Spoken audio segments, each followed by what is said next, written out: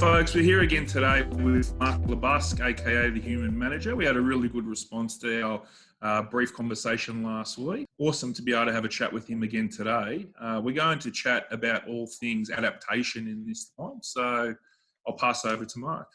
Thanks, mate. Good to be back again, and loved some of the feedback I saw from our first chat, mate, about the whole idea that giving people the chance to do some reflection on sort of where they're at in these times. But I guess this one is a bit of an add-on to last time, and it's more of a reflective piece again. And I want to introduce the concept of adaptation into the mix of the conversations that we're going to be having over this period, and getting people to start to think about, everyone's had to adapt in some way or another with what's going on. Some of us have had significant adaptation to make, others have had less adaptation to make. But in all of it, there are three essential elements to adaptation that I want to introduce today. And I think in the spirit of us going first, we'll share our own thoughts on that to give an example that people can go to. So starting from the premise that as an adaptive species, in order for us to continue to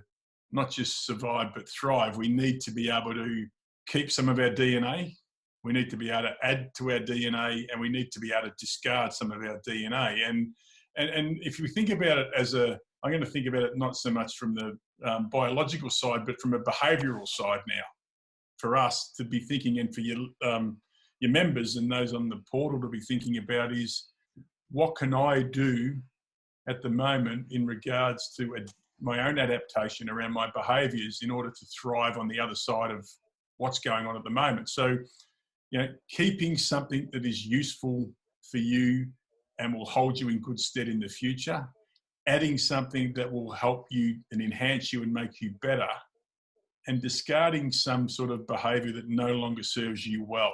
So that's where I want to go with this, Matt. And just to let the listeners know and the watchers know, is that the hardest one here is the last one, is to discard something, because as a species as well, we sort of get caught up in something's always served me well, so therefore it will serve me well into the future. That's not going to be the case. So you're going to have to, if you're going to add things in, you're going to have to drop something off so you can still balance things out. So what are you thinking, mate? What from your own perspective, we'll start with you. What are you going to, from a behavioural perspective, what are you going to keep doing? I think like one of my best character traits, personality traits, is I've always had high care for people. Yep. And I feel like we've been able to even do that even better in this period of time. Like we've run online free Zoom classes and PT session, or classes, I should say, and we're offering those for a week, which has been great. We have normally 150 members, 500 have taken that up, so that's a whole range of new people we've been able to help for free. I'm heavily involved at the local footy club, Brunswick Football Club. I ran an online 12-week program while we're in this lockdown, and charged $50 per person and donated all of that money back to the footy club. That's my nature, is to be like that. And I feel like, like that's something that I really want to make sure that I continue, for the rest of my life, really. So keep caring. What are you going to add? Well, I've had to be open-minded in this time, like to learn how to do Zoom, to adapt to change. Just really adding. I mean, I am an open mindset. A few years ago, I didn't even know how to use Facebook, but now it's a really important part of my business, social media and, Instagram and stuff like that. So just continue to be open-minded to learn, change and develop, I guess. So adding some technical skills, maybe some skills that you sort of, maybe you've sort of said, I'll get to that at some stage when I can. But now you've got time to do that. And then for the third one, mate, I think also though the open-mindedness. Yeah, also just on that though, the open-mindedness to be uncomfortable. Like I often don't know what I'm doing that well, but I try my best to get in there and give it a go, I guess. Right. So I think that's important along with that. And the third one, which is the hard one, is what are you going to stop doing that maybe has served you well, but no longer serves you well? Yeah, I don't know that it's really served me well, but I think rather than say the word discard, like I have a tendency to procrastinate. You and I uncovered that when we did your 2-day course, and I have to really work on not doing that. Discard's probably not the right word so much, but really work on being more organised, making sure that I have structure and lists. And I guess what I've found in this period of time, my weaknesses have really come to the forefront, and I can see them really clearly, probably because I've got more time. And I really want to work on turning those negatives into positives. Okay. So it's interesting, even the language you use. What I pick up there is you're going to discard procrastination as much as you can. Yeah. But putting a positive on it, you're going to be more organised, which comes out the other side of it. Okay. Excellent. Cool. Probably one thing I noticed as well that I definitely need to discard, and I have started working on that, is I say a few years ago, I didn't know anything about Facebook. I tend to, in that procrastinating stuff, I waste a lot of time on that, flicking through, and even into bad habits of checking emails 1,000 times, even though they haven't updated. So one thing I want to discard is having less need for unnecessary technology, if that makes sense as well. Some sort of way of linking into that. It's been really obvious, and I've started, monitoring my screen time. And I even purchased in this period, it's really good for anyone out there that uses their mobile phone too much. It's a big sort of canister. I wish I had it, I could show you. And you put the phone in and you can lock it for a period of time so you actually can't get to your phone.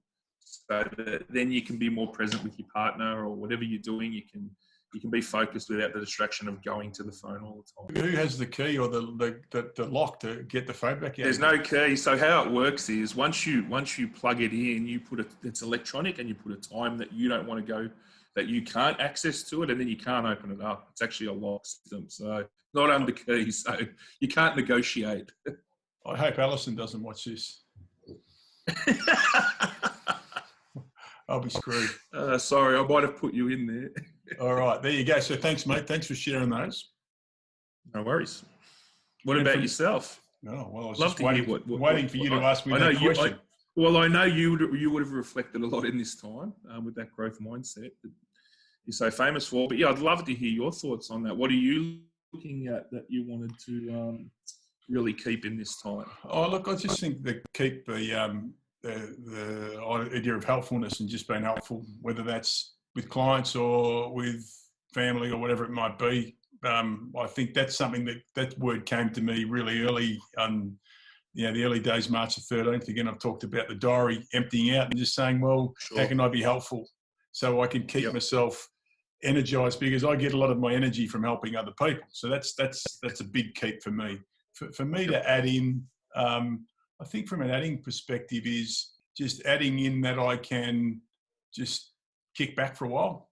I reckon I'm getting better as the weeks are going on with kicking back, and so relaxing and not feeling like I got nothing to do right now.